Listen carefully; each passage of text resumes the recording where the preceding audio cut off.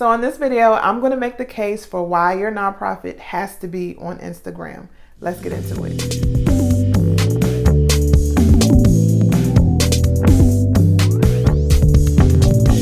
Hey y'all, this is Tiffany with Boss on the Budget. I help new and small nonprofits get up and running. If you need help with your nonprofit, subscribe to this channel because I drop videos every week.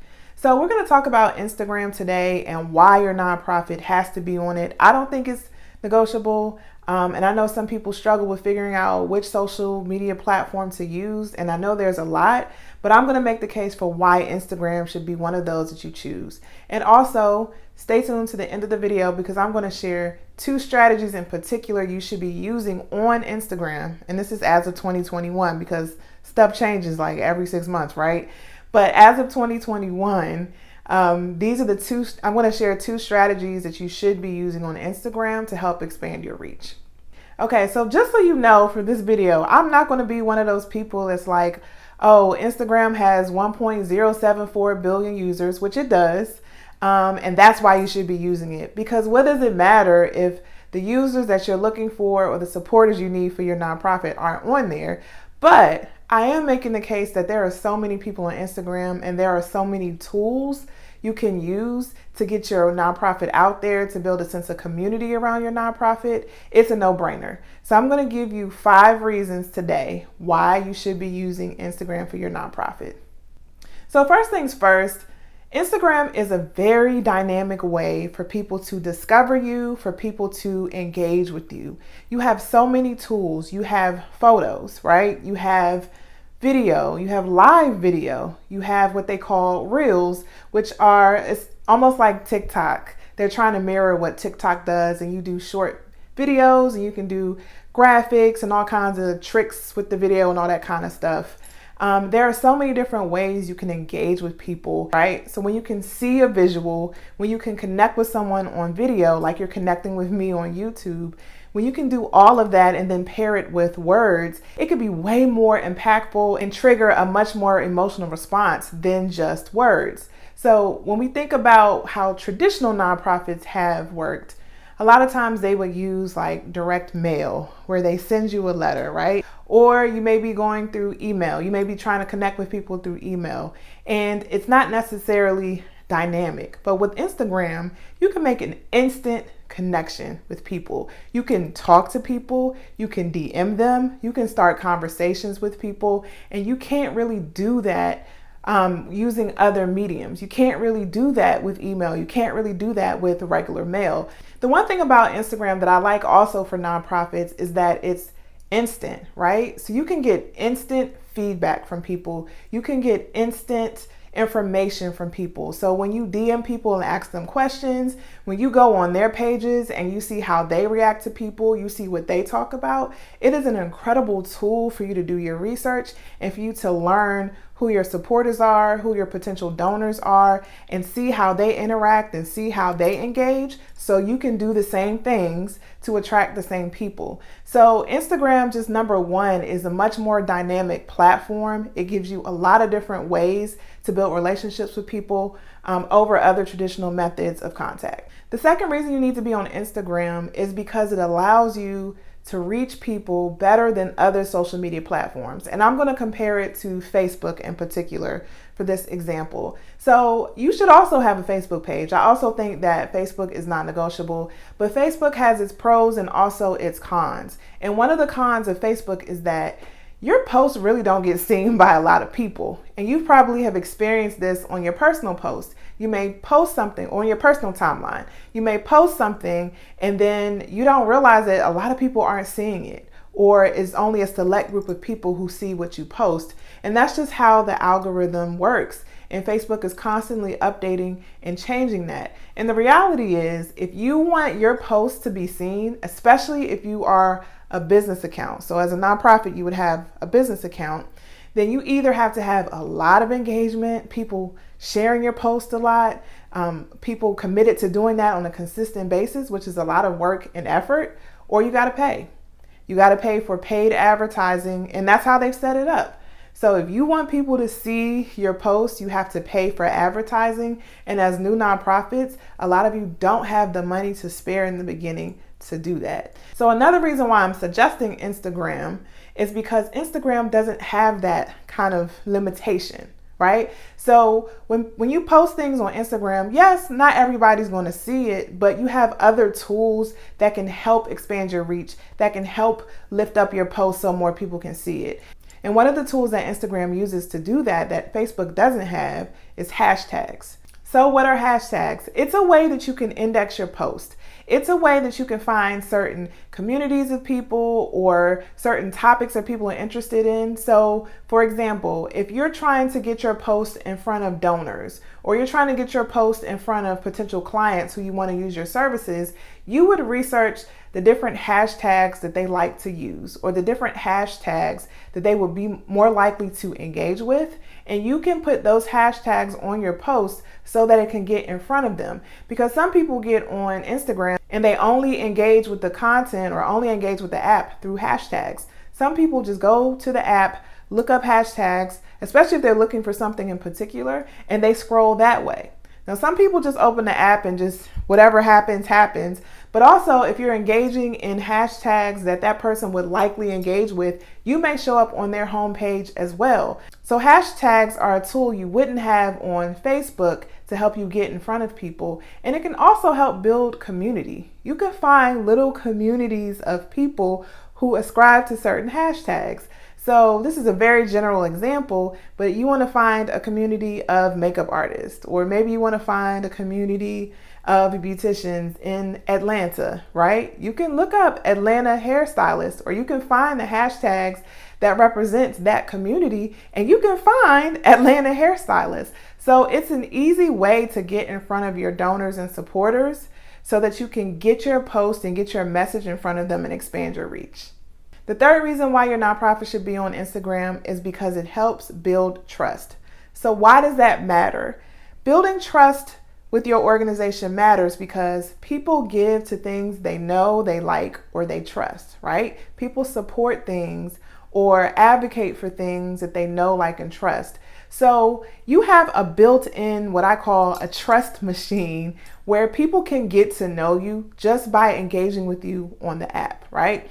And if you've heard me talk about fundraising in other videos or on Instagram, you may have heard me talk about what's called a donor funnel, and sometimes it's called a donor journey. So you want to walk people through this journey where the first time they interact with you, they may not know much about you and don't trust you enough to give, but you want to continue to engage them. You want to educate them. You want to invite them to learn more. You want to cultivate that relationship so they feel confident enough that you're a good organization that they can be associated with.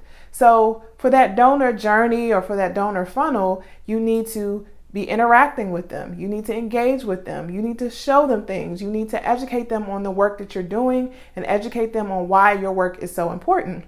Well, Instagram lets you do that all in one, right? So from the beginning, people can find and discover you either by you reaching out to them, commenting on their post, or them finding you through a hashtag.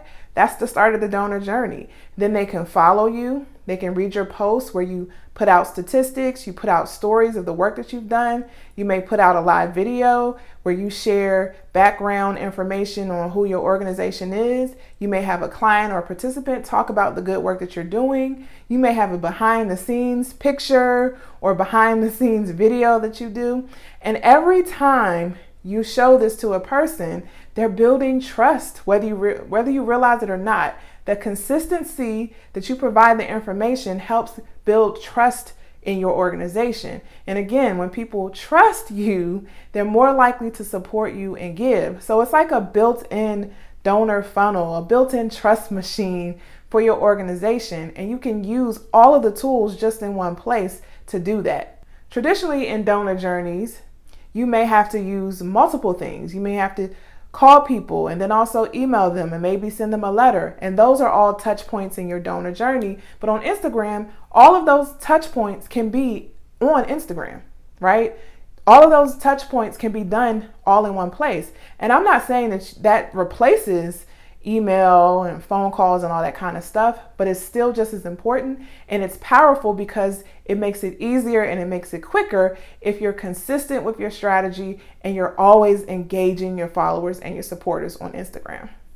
The fourth reason why you need to be on Instagram is because it helps you to expand your reach beyond your local area. And I think COVID-19 more than anything else made us realize that. So it made us more comfortable with engaging people online. It made us more comfortable with communicating people that we may never meet in person. And so before, I think a lot of organizations were just concerned about their immediate areas or the geographic areas that they touch. But because we're so used to doing stuff online with all of our Zoom meetings and all of that, it makes it easier and it's less weird and less awkward to engage with someone from across the country who may be interested in your organization that they may never interact with in person. And I really think that COVID has accelerated that. I think we were moving in that direction, but because everyone was stuck inside, because people were limited and couldn't go places and couldn't really engage in person, they had to do a lot of stuff online.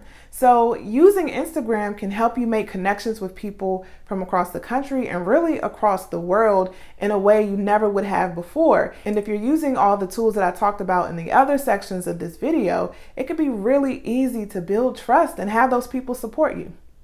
Okay, so the last reason you should be using Instagram for your nonprofit is because of social media influencers. So this is a phenomenon that I think actually probably originated with Instagram, where you have people who only became famous by being on Instagram, by being on a social media page.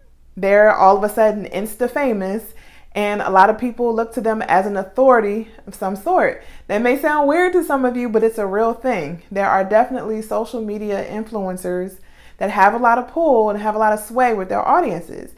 So why does that matter for you? Why does that matter for nonprofits? Well, if you want to reach an audience or you want to expand your reach, you can use influencers to do that. So for example, maybe your nonprofit is focused on domestic violence and there's a social media influencer, maybe they're in your town and they have 20,000 followers on Instagram and they're a survivor of domestic violence. And maybe you're running a campaign, some kind of awareness campaign where you want to get the word out about domestic violence. Maybe it's an awareness month.